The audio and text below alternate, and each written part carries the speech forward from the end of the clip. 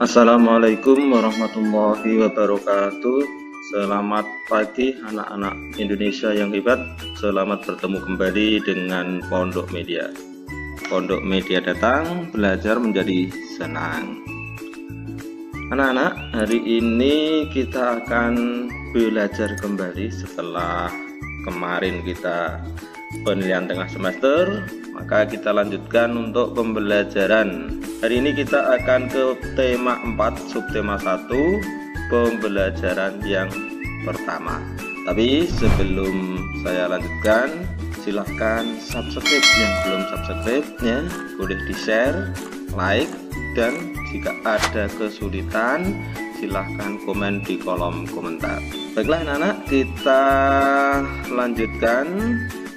Kita mulai saja pembelajaran ini. Untuk pembelajaran kali ini, pembelajaran yang pertama, muatan pelajaran yang akan kita pelajari adalah yang pertama IPA, tentang memahami organ peredaran darah manusia. Kemudian yang kedua adalah bahasa Indonesia, menggali isi dan amanat pantun.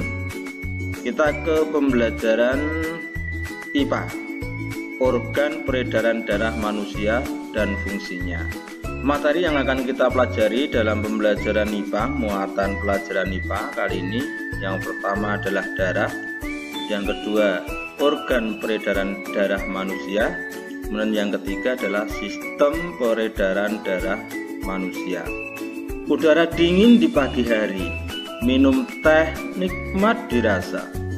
Hendaklah kita menjaga diri, kesehatan sangatlah berharga. Nah, ini masuk apa anak-anak? Pantun. Nah, ini adalah nanti yang akan kita pelajari setelah muatan pelajaran IPA. Yang pertama adalah darah. Apa itu darah?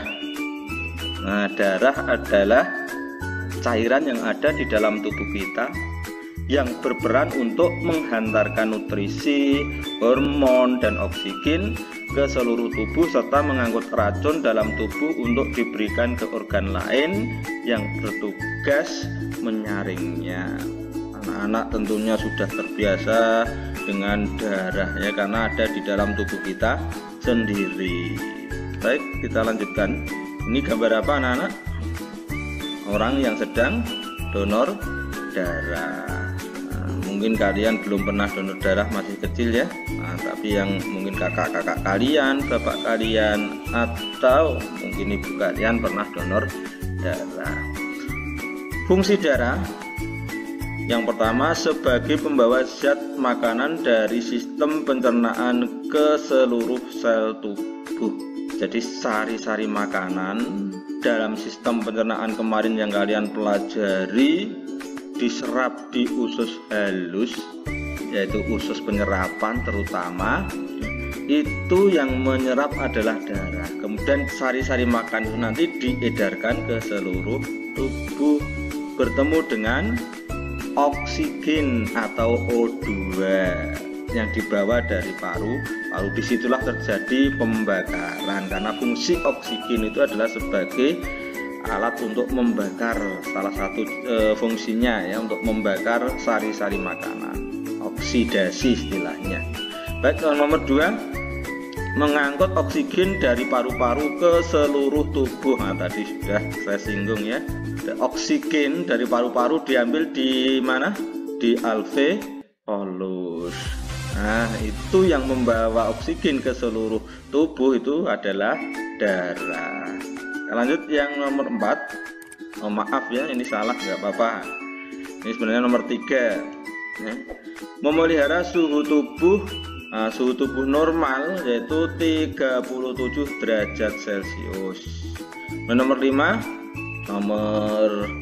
ini sebenarnya nomor 4. Udah nggak apa-apa, ini salah edit ini. Mengangkut sisa-sisa metabolisme, misalnya karbon dioksida dari seluruh sel tubuh ke misalnya ke paru-paru. Sisa-sisa metabolisme itu sisa-sisa pembakaran oksidasi tadi ya, bertemu antara oksigen dengan sari-sari makanan kan terjadi oksidasi tadi ya. Itu ada sisa-sisanya, di antara sisa-sisanya itulah karbon dioksida. Karbon dioksida itu nanti dibawa darah ke jantung dan dikembalikan ke paru-paru. Di situ bertukar dengan O2 atau oksigen dalam proses pernapasan. Kemudian yang kelima, memelihara keseimbangan cairan tubuh. Memelihara keseimbangan cairan tubuh. Kemudian yang keenam, mempertahankan tubuh dari serangan mikroorganisme atau zat asing yang dijalankan oleh sel-sel darah putih atau leukosit.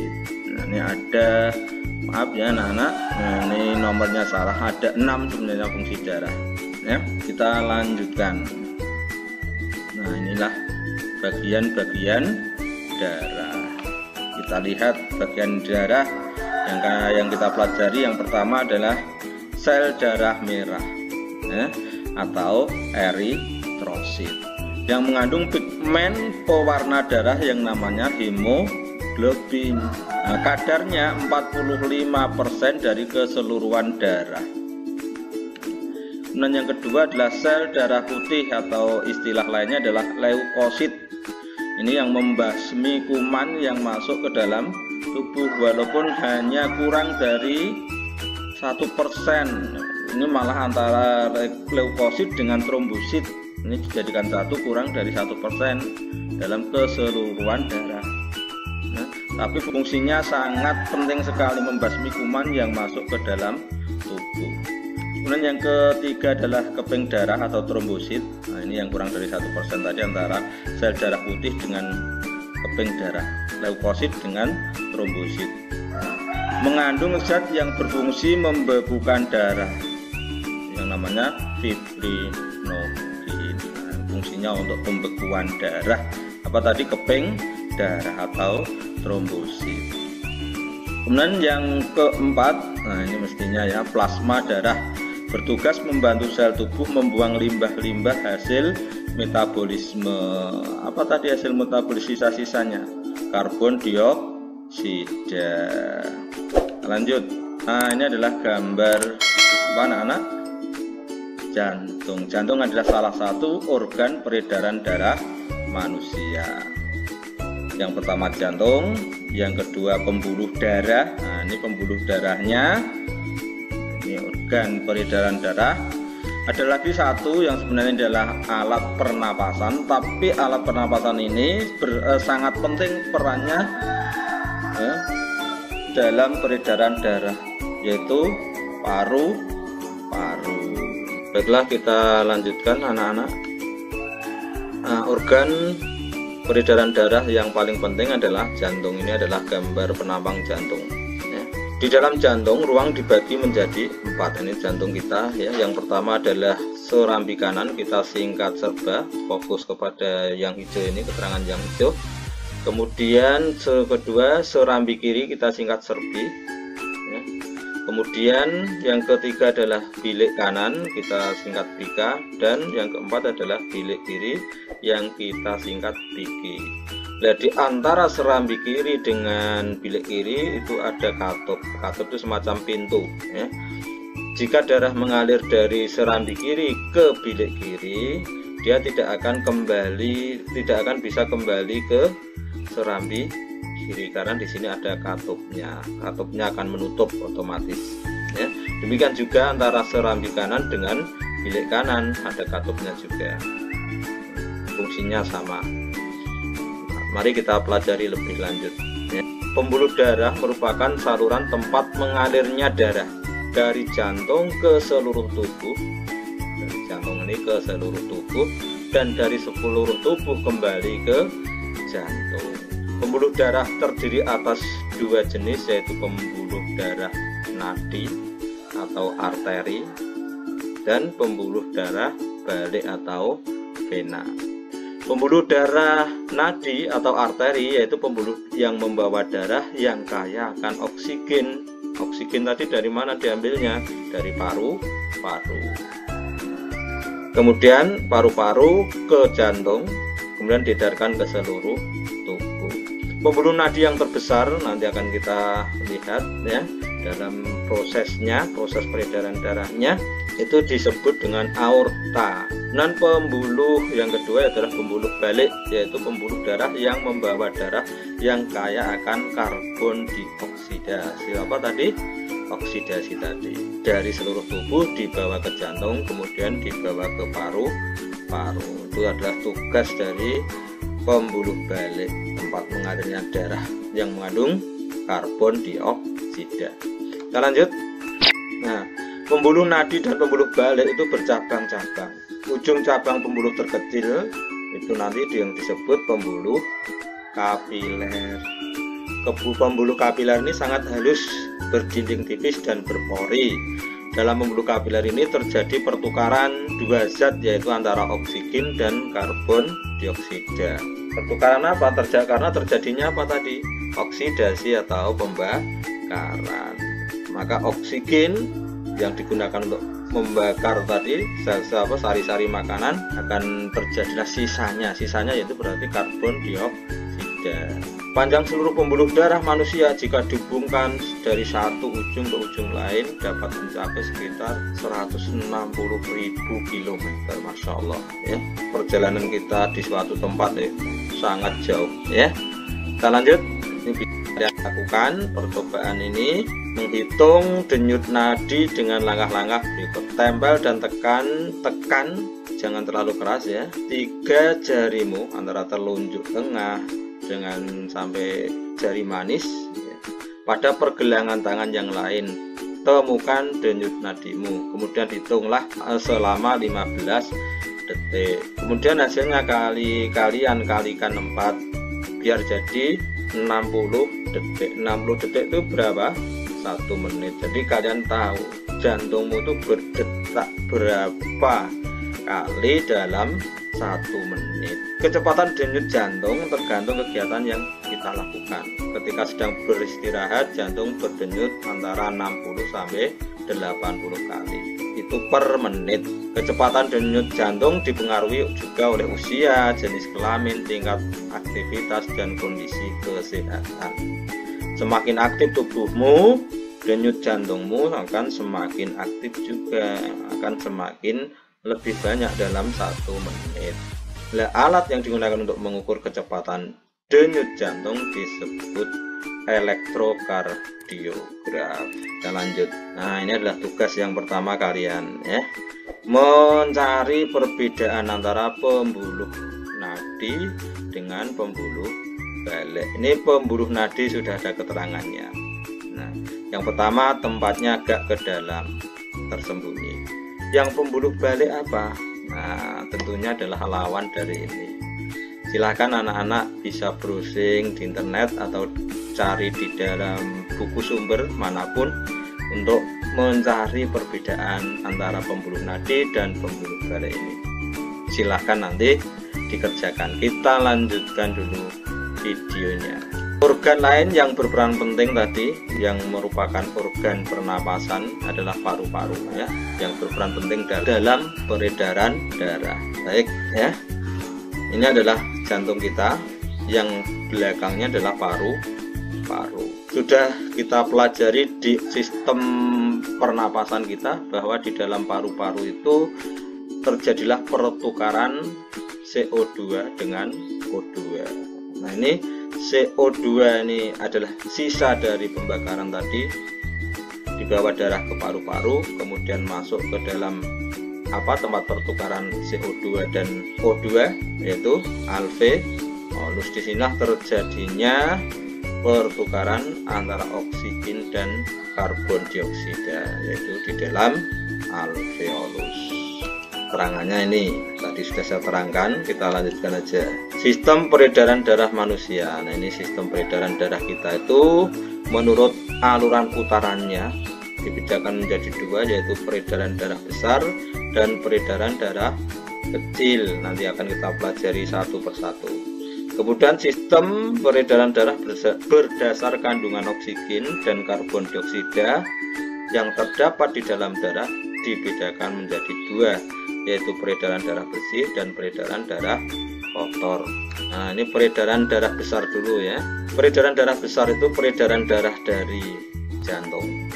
ini tadi apa, bilik kiri ke seluruh tubuh, baik tubuh bagian atas maupun tubuh bagian bawah. Nah, kembali ke jantung pada serambi kanan. Peredaran darah besar ini bisa disimpulkan begini ya, namanya peredaran darah dari jantung ke seluruh tubuh kecuali paru-paru kembali ke jantung. Nah, coba kita ulangi lagi ya, biar kalian lebih paham. Peredaran darah besar adalah peredaran darah dari jantung ke seluruh tubuh kecuali paru-paru kembali ke jantung. Mudah kan? Kita lanjutkan untuk peredaran darah kecil.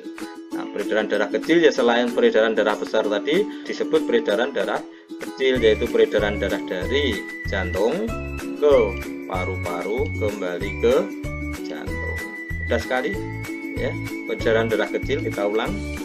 Peredaran darah kecil adalah peredaran darah dari jantung ke paru-paru kembali ke jantung.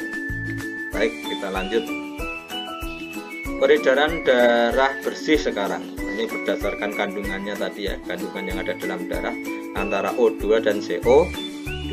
Peredaran darah bersih itu peredaran darah yang banyak mengandung oksigen, tentunya berasal dari paru-paru. Maka peredaran darahnya begini, peredaran darah dari paru-paru ke jantung, kemudian dialirkan ke seluruh tubuh.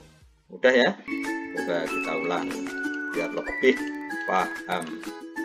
Peredaran darah bersih adalah peredaran darah dari paru-paru ke jantung, kemudian diedarkan ke seluruh tubuh.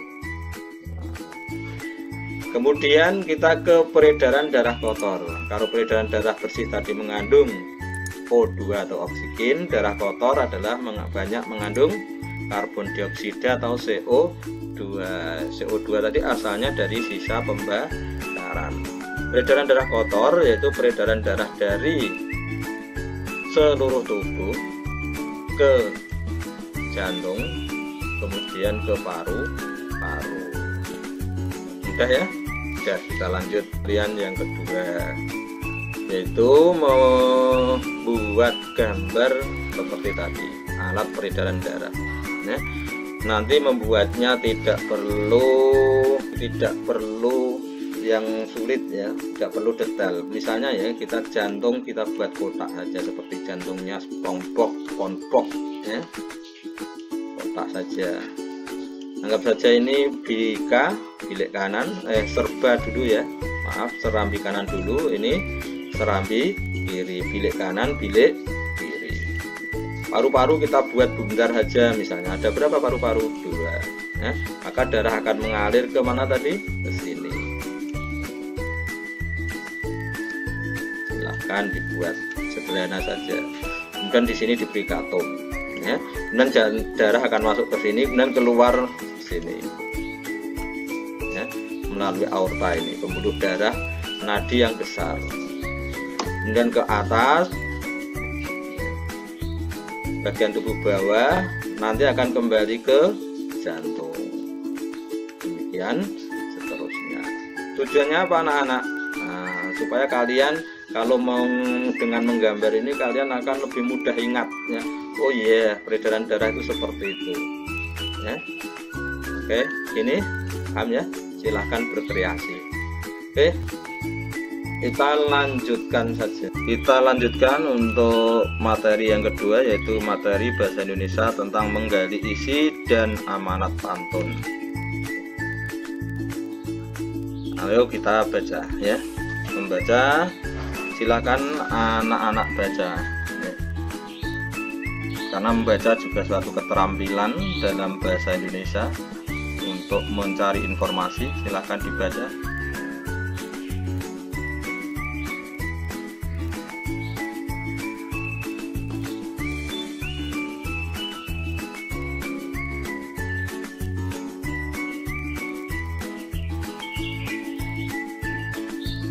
Sudah ya anak-anak, paham isinya?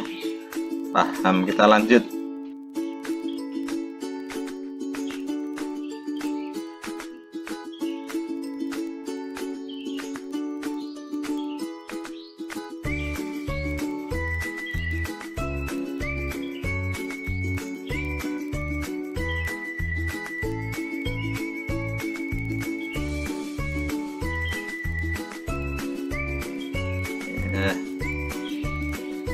Apa yang dilakukan Siti?